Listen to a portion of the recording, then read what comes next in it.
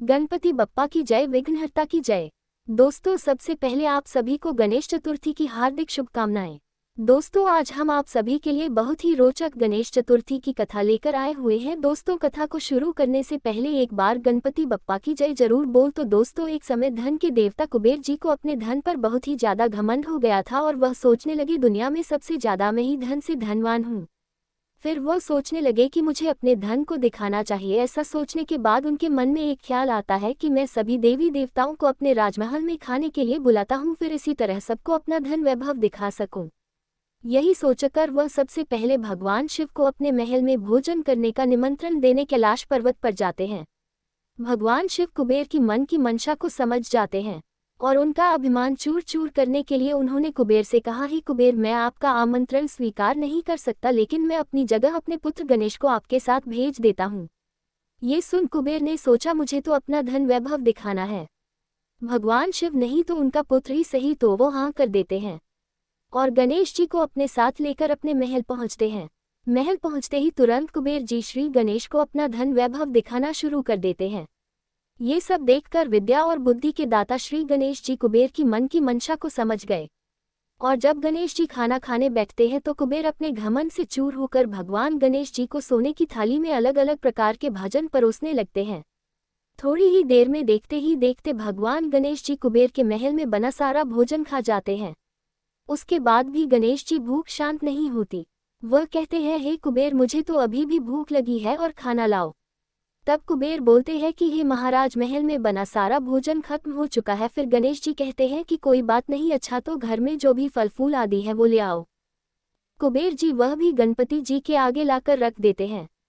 देखते ही देखते गणेश जी वह भी सारा खत्म कर देते हैं और कहते हैं, मैं तो अभी भी भूखा हूँ। तब कुबेर जी अपने मन में माँ सोचते हैं, मैंने अपने धन भागों पर बहुत ही ज्यादा घमंड कर लिया था और मैं भगवान शिव को ये सब दिखाना चाहता था, इसलिए लगता है कि गणेश जी मुझे सीख देना चाहते हैं। तभी कुबेर जी गणेश जी से हाथ जोड़कर माफी मांगते हैं और कहते हैं, प्रभु मुझे क्षमा कर दीजिए।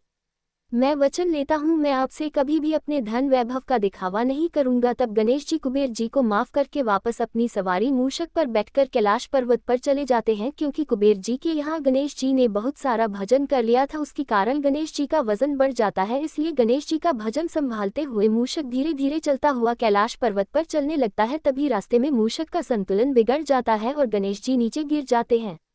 गणेश जी के गिरने के कारण उनके सारे वस्त्र गंदे हो जाते हैं। वह जल्दी से खड़े होकर आसपास देखते हैं, कोई देख नहीं रहा है। फिर भी गणेश जी को हंसने की आवाज सुनाई देती है। तब गणेश जी अपने आसपास इधर उधर देखते हैं, उनके आसपास कोई नहीं होता। फिर गणेश जी सोचते हैं, ये हंसने की आवाज किसकी है।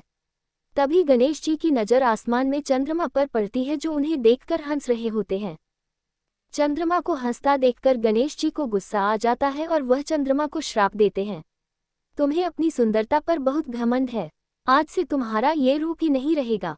गणेश जी के श्राप देते ही चंद्रमा कांतहीन हो जाते हैं, उनकी सारी चमक चली जाती है। ये देख चंद्रमा को अपनी गलती का एहसास हो जाता है। वह तुरंत गणेश जी से माफी मांगने लगते हैं। बार बार माफी मांगने पर गणेश जी का गुस्सा शांत हो जाता है।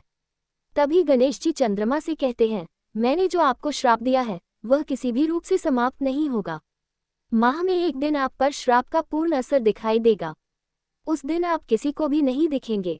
तब से चंद्रमा अमावस्या के दिन किसी को भी दिखाई ही नहीं देता।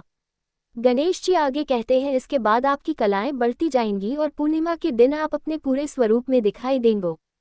फिर पूर्णिमा के बाद अमावस्या तक आपकी कलाएं घटती जाएंगी। साथ ही साथ गणेश जी उन्हें एक वरदान देते हैं, हर चतुर्थी पर जब मेरी पूजा होगी तो आपको भी साथ में पूजा जाएगा और आपको जल देने के बाद ही गणेश चतुर्थी का व्रत पूर्ण माना जाएगा। तभी गणेश जी चंद्रमा जी से कहते हैं कि आज गणेश चतुर्थी है और आपने मेरा बहुत ही ज्यादा अपमान किया है, इसलिए आज के दिन यदि आपको कोई देख लेगा तो वह कलंक का भागीदार बन जाएगा। दोस्तों, तभी से गणेश चतुर्थी के दिन चंद्रमा के दर्शन नहीं किए जाते हैं।